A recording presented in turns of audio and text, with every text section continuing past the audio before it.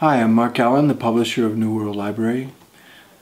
We're very pleased to be the publisher of the best book I've ever read in my life, called The Power of Now by Eckhart Tolle. We've sold over 4 million copies now in English, and it's in many foreign editions as well. We're very pleased now to offer you this short preview from Eckhart TV, where he offers live stream teachings monthly. His spoken word is as powerful and magical as his written word, so enjoy this little offering.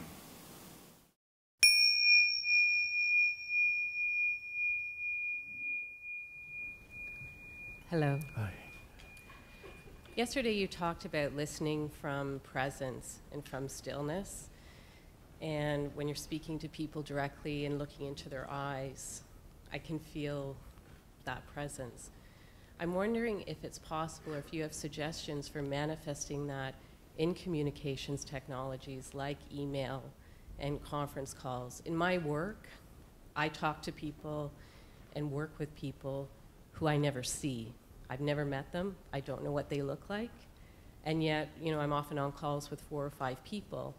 And I'm wondering if you think it's possible to, I can be from a place of stillness and they might just think that I've gone for coffee. Yes. So, do you have any ideas? Yes. So if you don't see them, you're just on the phone, although with the technology these days, very soon it will be much more common probably to have these visual conference calls where you actually see people on the screen and it almost looks as if they're sitting around the table. I imagine you could even put, I don't know if they're doing that, probably not. You could have a conference table and put little screens where the chairs are, and then you switch on, and there you have 6 people sitting around the conference table. You see the screens. But for the time being, let's just talk for a moment about the telephone.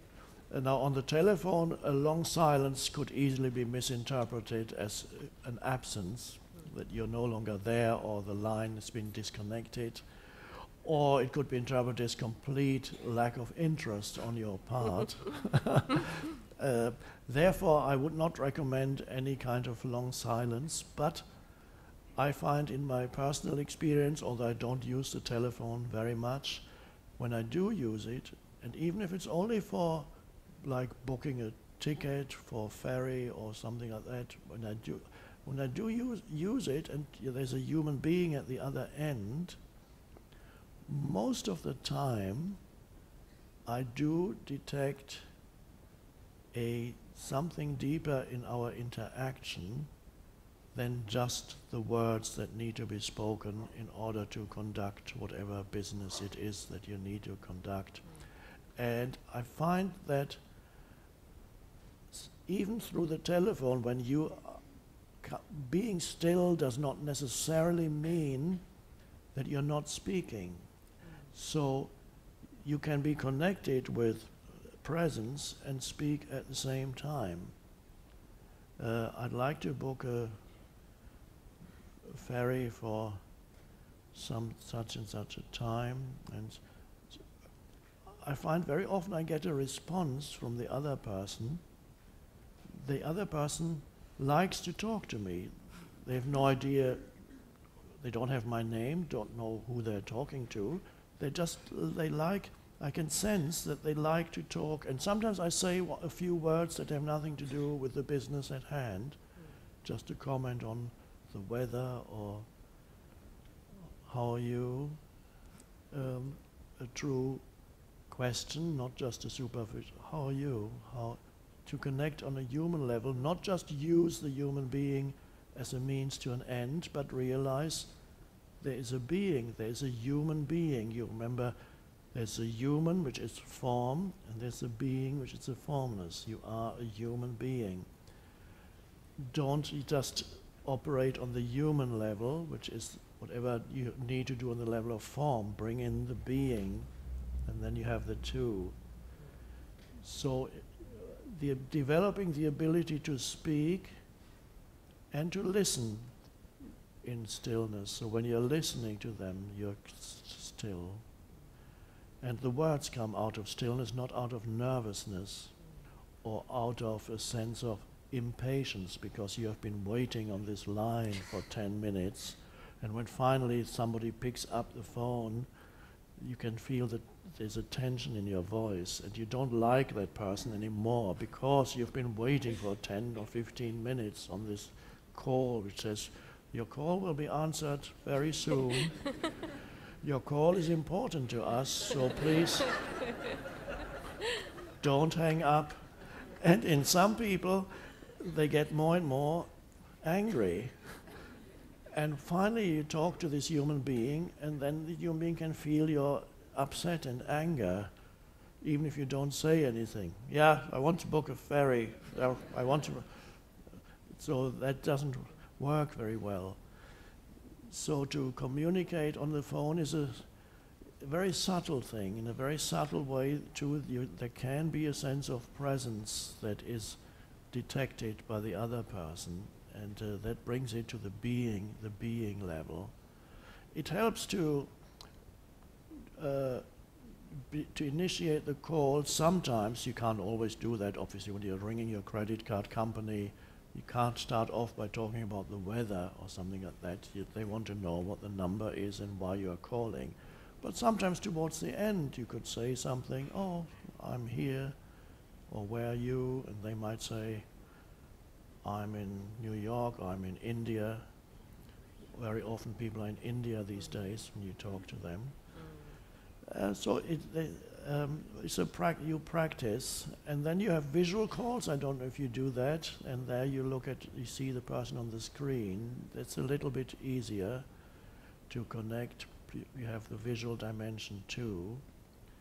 But in conferences and so on, it's always good to start, if in your company, or to have an agreement that you start with a moment of stillness. So when you have a conference call and all those people are conscious enough, you have to judge for yourself to see whether they would think you're mad if you suggest a moment of stillness before you start.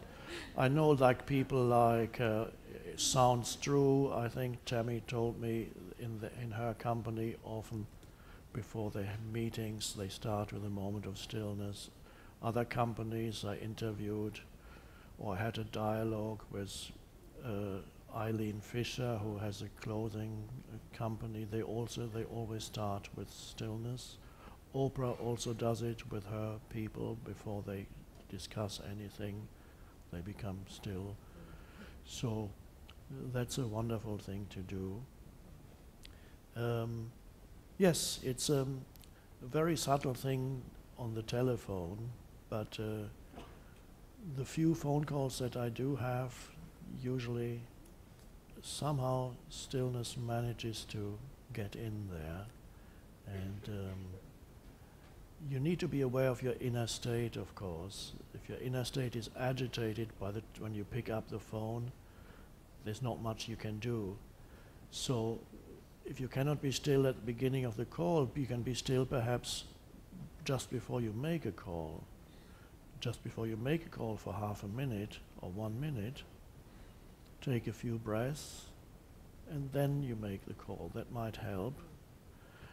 Or if the phone rings, I've often recommended, if the phone rings, don't be the slave of the ringing telephone. And because many people, the moment the phone rings, they go,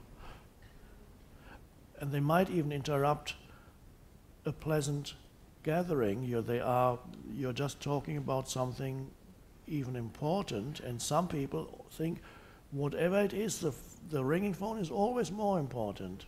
So they must answer it immediately. You don't have to answer it immediately. And I always recommend, if you do answer it, give it a few seconds.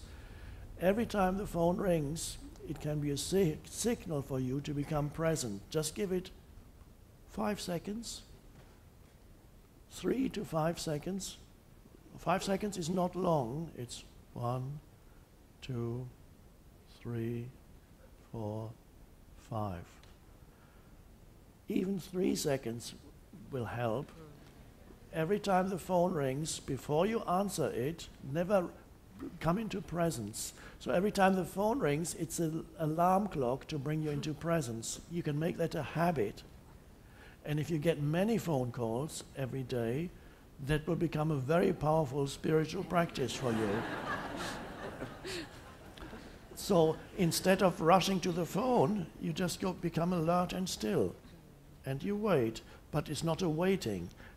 This can be misunderstood as if you had to hold yourself back and exercise willpower so that you don't jump and pick up the phone. That's not how it is. So you don't go, I have to hold myself back before I answer it. No, you become, it rings and you go, You enjoy the space before you pick up the phone and let it ring 2 or 3 times without straining mentally to get there already.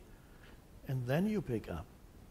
That's would be a great practice, and after a while it gets easy. And that means every time the phone rings, there's a space of presence. Isn't that wonderful? Then you're hoping to get more calls.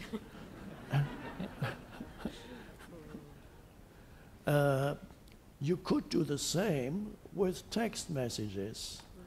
Whatever sound you have to announce that a text message has come in, all kinds of, from whistles blowing to beeping or glass, sound of glass, bing, bong, bong.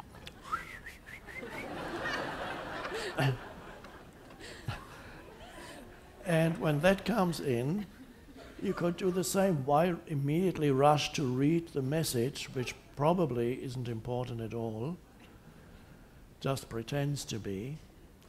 Give it just the same space, a few seconds, and before you pick it up. And again, don't get impatient and hold yourself. It's not holding yourself back. It's just consciously giving yourself space. In that way, you can use devices that otherwise would continuously take you out of presence and help you to be present. So you turn them around.